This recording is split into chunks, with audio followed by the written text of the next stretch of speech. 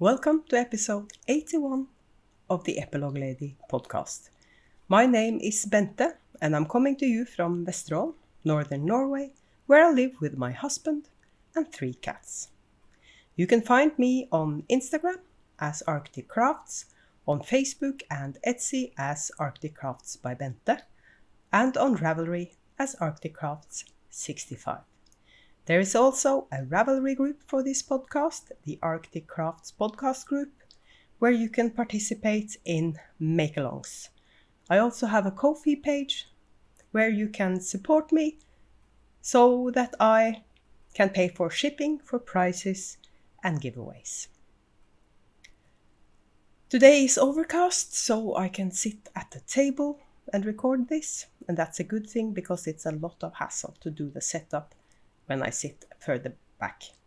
And if you can hear any sounds in the background, I apologize in advance because hubby's home. He's on his vacation or staycation, and I've stashed him away in the bedroom because I can't do this with anybody else present. As you could tell, I started this podcast with some footage from the market last weekend. I said I was going to do an episode of Bente's Bag of Holding about the marketplace, but I didn't do a lot of filming. I didn't feel like it, to be honest. I took a few pictures and I did a tiny bit of recording. But it wasn't a roaring success, but it wasn't a failure either. I had a decent turnout in my booth, and even I was surprised on Friday because the weather was not pleasant. It was raining and overcast and windy, but there was quite a lot of people there anyways. And on Saturday, the sun came out, and even though I was totally exhausted afterwards, not physically exhausted, but mentally drained, my fellow introverts out there know exactly what I'm talking about. I came away from the market feeling a bit better about both myself and my yarn. Actually went to a local customer yesterday to deliver a custom order. So, and loads of local people now know who I am. I have been out locally to sell yarn before, but every time I go out, there are some new people that haven't heard of me before. So, it was okay, but as I said, mentally draining. So I have been dying a bit. I'll show you that at the end of the podcast, as I usually do. And one more thing I'd like to mention about the market. I bought this, or rather, hubby bought it for me. And it's made up of silver Montana quarters that are bent around a leather strap. And because Echo is from Montana, I thought it was kind of cool. It says open sky country, and it has a bison on one of them, and I think it's bison skulls on the other 2, or maybe cow skulls. Really cool anyway. And it's not, he was First Nation from Latin America, and he had loads of beautiful indigenous pieces. But I wanted something I could wear every day and not something really pretty, if you know what I mean. So this is why I ended up buying. Me and hubby had our wedding anniversary on the 13th. So this was sort of a wedding anniversary present from hubby. We've been married for 9 years, and it feels like both forever and like we got married yesterday. Things are a bit weird that way. So that's about the marketplace. I don't think I have a lot more to talk about regarding that weekend. Maybe I should tell you what I'm wearing. I'm wearing the Salty Air Tea by Samantha Gyrin. Still don't know how to pronounce her last name. And it's a see-through thing, but I'm wearing it without anything underneath. Okay, so my bra is showing, but who cares? I couldn't wear anything underneath it if I was going to be wearing it on the podcast anyway, let's be honest. I might wear this as a vest in the winter because it's a bit too warm to wear in summer, but because it's overcast today and I think it's only 12-13 degrees outside, I still have to have the AC on though. But that might be my age and not the sweater. So that's what I'm wearing. And I'm telling you up top that this is going to be a short episode because my knitting mojo hasn't been there really. I managed to finish my Spector by Joji Locatelli, and that's about the amount of knitting I have been doing since I talked to you last. But it's finished, but it's not blocked because I finished it last night and I wove in the ends this morning. So this is the Spector by Joji Locatelli, and that's my only FO. I'll show it to you next time as well, blocked. Because I think this patterning at the top will look much better when the sweater is blocked. So I'll show you next time. The yarn is Rose Hill yarns and the colorway is River Rocks. So that's my only FO. As I said, my knitting mojo hasn't been there. I haven't been doing a lot of other crafty things either. I think I have a cast-ons. I do. I haven't cast anything on though, because I feel a bit bad about the two sweaters that are lying around. One is for hubby and one is for my son that I haven't touched in ages. I have the excuse that both of them are warm sweaters that they don't need until the fall anyway. So that's kind of my excuse. And I really want to cast on something new instead of keeping going on those two sweaters. We'll see what I do. Maybe I should just knit something else for myself. But there's a limit to how many sweaters I need. I think I might have to start either selling them or gifting them. Maybe I should do a giveaway for a sweater on the podcast. Let me know what you think in the comments down below. Would that be interesting to have a giveaway for a sweater that I made? It wouldn't be with my yarn, I guess. Maybe I can think of a couple of sweaters that I can give away. That's made with my yarn as well. So we'll see.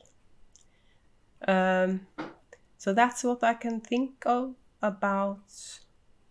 I could show you my whips. I have them here, so I can show you what I've been working on while I've been working on the sweater. The first thing is in this basket made by a colleague of hubby's.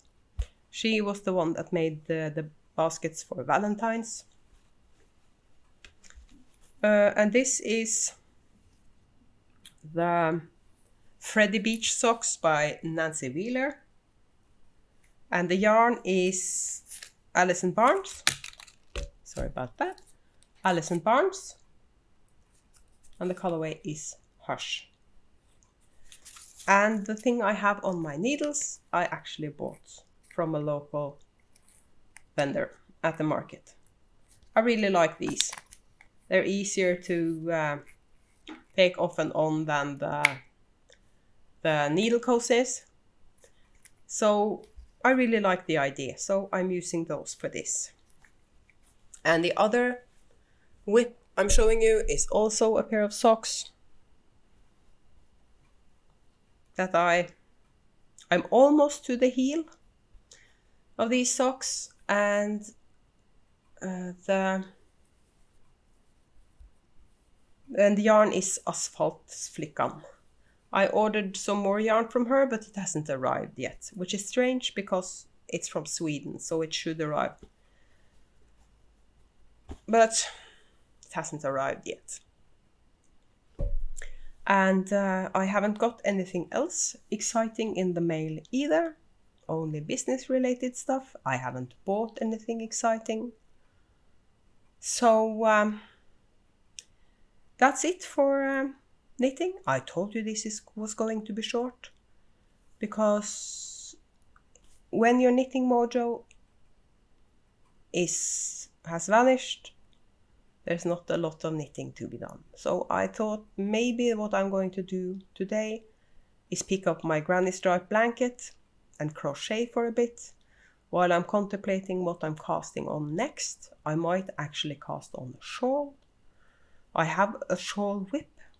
I could also go through my whips and see if there is anything that I would like to pick back up. I bought the newest pattern from Joji, the lace. I think it's called the Fade and Lace, or the Lacy Fade Boxy, because I really love that pattern. I have a lace weight yarn I wanted to use for the lace bits. I just have to figure out where I put it. It's a teal colored merino yak lace weight that I bought at Spring Into Wool. I might have gifted it. I'm not sure. If I can't find it, I have other lace weight yarn I could use. Or I could use a fingering weight and use different colors. She has done it as a fade, and you need several colors. And I've got plenty of single skeins that I can use. I'm not sure if I need more than one single skein for the lace bits though, but I could always use undyed yarn, because I have plenty of undyed yarn I could use. I'll see. But that's the sweater I want to cast on next, I think. But because it's a boxy, it's a long-term project. But I've already knit 2 boxies. So, and this should go quicker because you have the lace stripes. So it's not around and around and around all the time. But first I'm going to see if I can find the lace weight yarn for the lace bits. I think she has used mohair for the lace. I'm not sure I want to do that. Maybe I could use undyed suri silk for the lace parts. I'll see what I come up with. I'm sure if I cast it on, I will have cast it on for my next podcast, so then I can talk more about it. But I think I'm going with oranges, but because I know I have several skeins of orange in my stash. I think she's used, I can't remember off the top of my head, but I think she used 50 gram skeins for the stripes. So I would have to think of a way to use full skeins, because I don't want to take 50 grams out of single skeins, because then what am I supposed to use the rest for? I do have 50 gram skeins undyed in stash that I could dye up for this sweater. But again, can't see the point in doing that either. So we'll see. Maybe I'm going to cast on something completely different, depending on what I find on Ravelry, in my library, or what I could go through my stash and find the yarn first and then find a project that fits. We'll see. I've talked enough about possible cast-ons. And since I don't have any more knitting to talk about, I should just go into show and tell, really, because that's it for this time. But I have quite a lot of yarn to show you. I have been dyeing, and something else I discovered when I was doing, because every time I've been to a market, sorry, I had to put that away. Every time I closed my shop to go out and sell my yarn live, so to speak, I go through everything, count it, and make sure I don't put any skeins of yarn into the shop that doesn't exist anymore because I have sold them. I realized that some of my listings had vanished out of Etsy. I'm not sure what has happened, but a few of the listings that were supposed to be in my Etsy shop wasn't there anymore. So I have to take new pictures, because I have all the pictures I've taken of my different colorways I have them stored in my Dropbox, but it will be quicker to take new pictures than look for them. So I'm going to take new pictures of some of the yarn that should have been in the shop already. So that will also be part of my update on Sunday. So I'm not showing you that yarn though, because I probably show them to you when I actually was putting them in my shop. So I'm going to show you what I dyed the last 2 weeks. I dyed yarn yesterday, but that's not interesting to show you because that's a custom order that's going to the US. And that's a tale of woe actually, because I sent this custom order to this customer in April. It never showed up. And she is a very patient, very nice lady.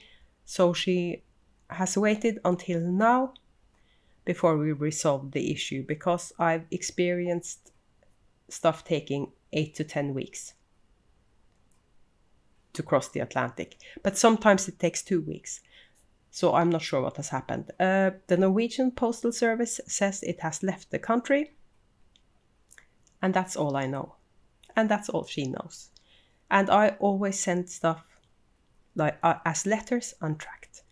The Norwegian Postal Service has a service where you can add tracking to letters if you pay a little extra. The US is not one of the countries where they offer that service, probably because they don't have a deal with the USPS. So that wouldn't do. But this customer actually offered to pay tracking. And that makes this much more expensive. But she offered because she wanted to make sure she got her yarn this time. So I was thinking about offering that on Etsy as sort of a listing, if you know what I mean. Shipping with tracking.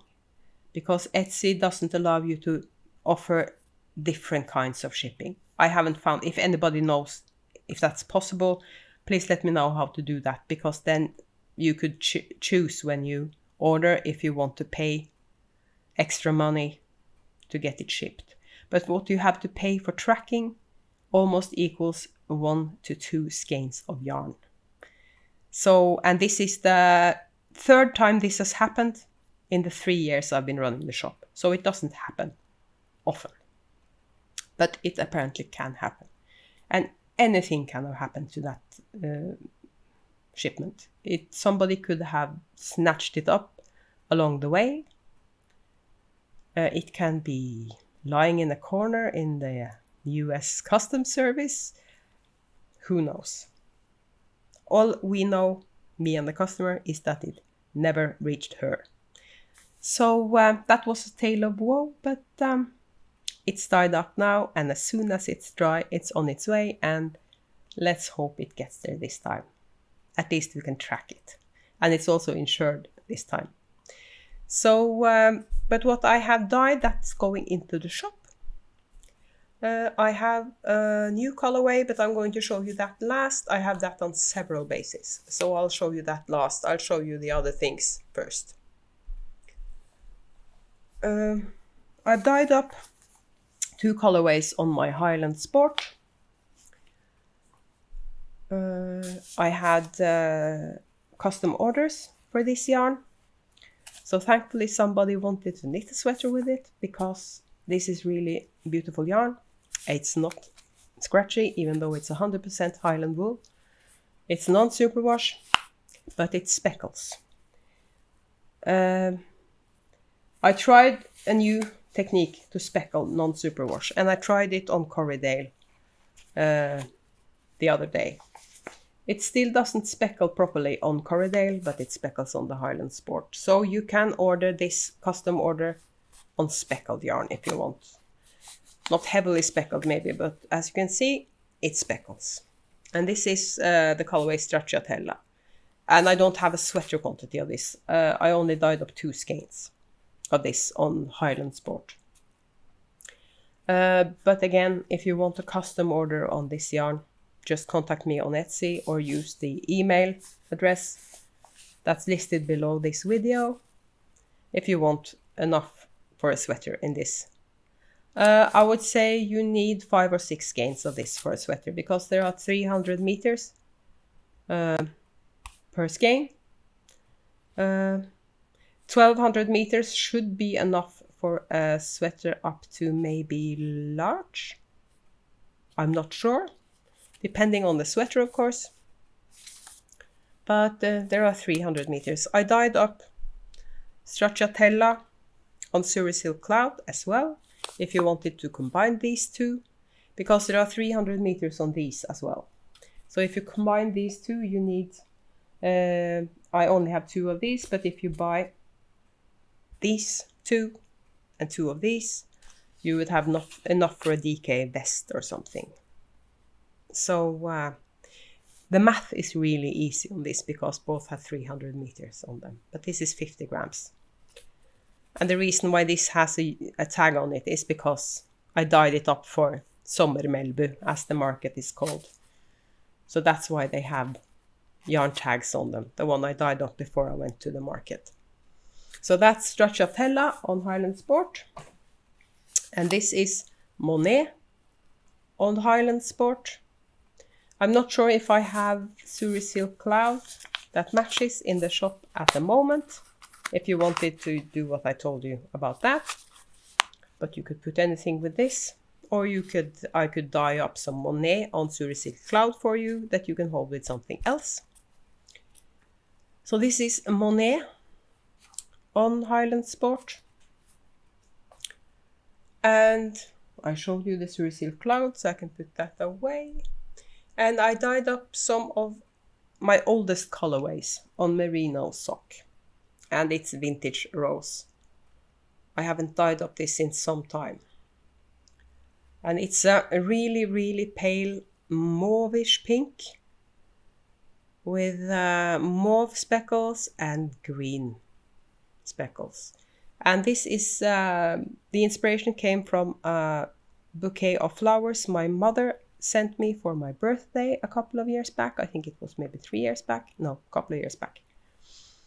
And I've never seen that color roses before, because they were light mauve with darker mauve at the end of the petals. So this colorway is called Vintage Rose. And I have that on merino, fine merino sock going into the shop on Sunday. I needed some color in my life, so I dyed up some I dyed up some neon pop rocks. Again, this doesn't look like the pop rocks I used to dye. Something happened, but the last time I dyed up neon pop rocks and it turned out this way. I'm not sure what happened. I really love the yarn, but it's supposed to be speckled. It's sort of speckled, but it's not entirely speckled. The last time I did this, I named the colorway. I meant to do that. I might do that this time as well.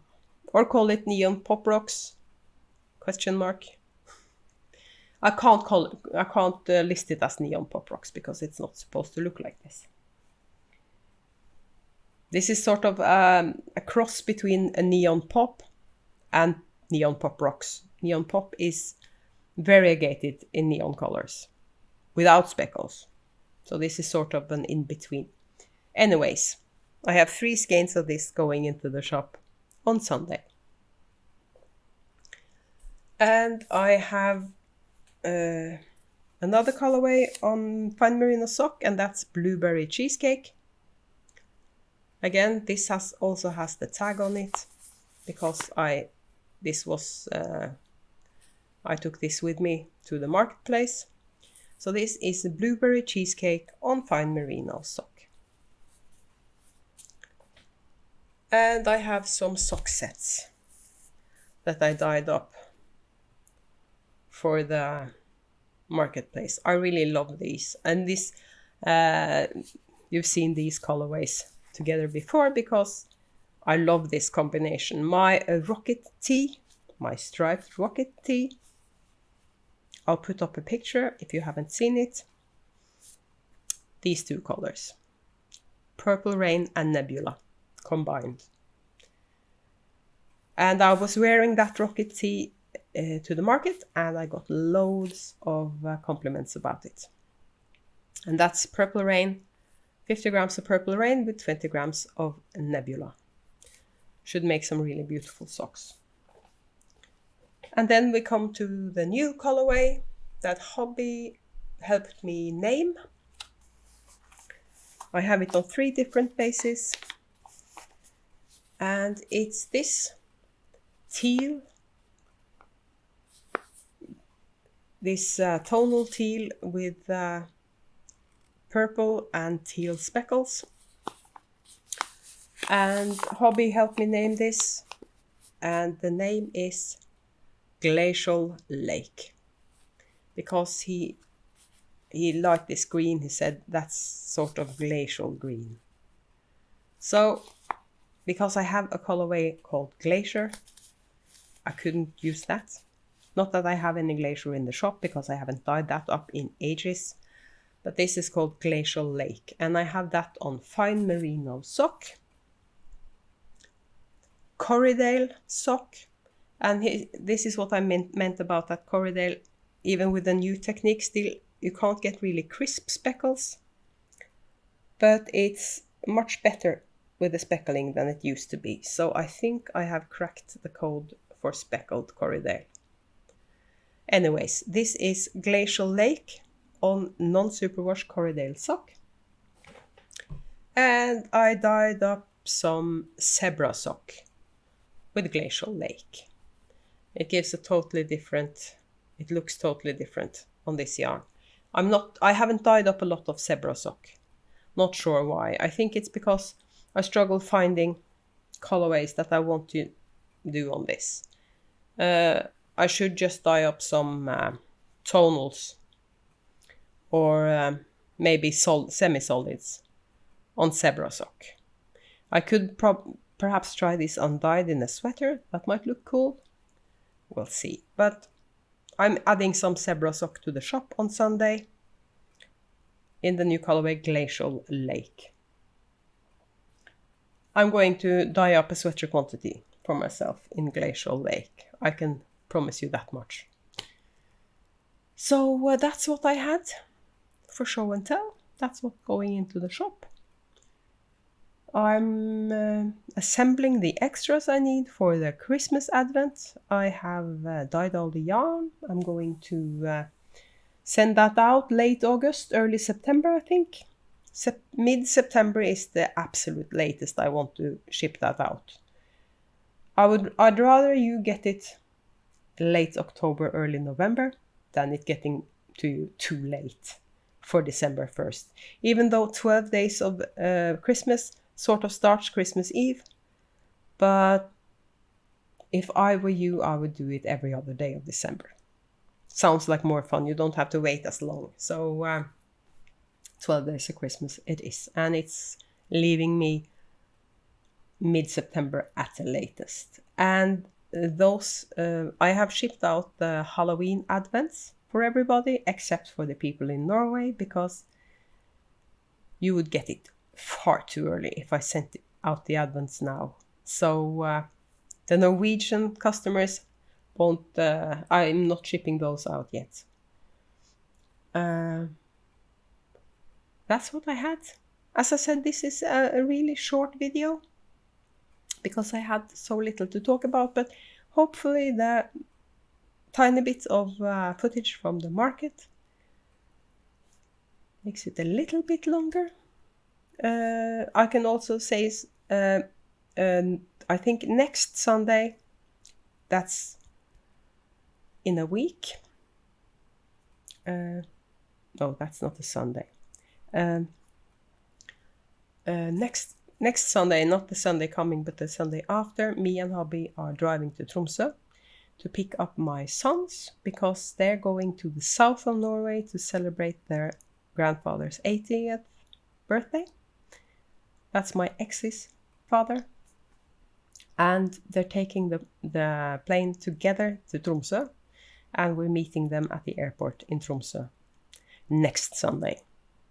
And then we are returning here on Wednesday that week, the week after. And then my youngest son is going to come with us here, so there won't be a podcast in 2 weeks. There won't be an update the Sunday in 2 weeks because I'm taking my 2 weeks of vacation while my son is here, so he can get my full attention. Of course, if you give me a custom order, my shop won't close. And if you have a custom order for me, I will do that. I will dye up that yarn, even though I'm on vacation. But I won't dye up stuff to put in the shop during that period. And I won't be doing a podcast.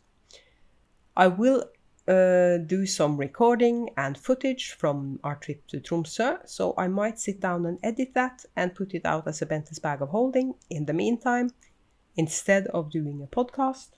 We'll see. But the next time I see you in a regular podcast episode, the episode 82, will be in a month.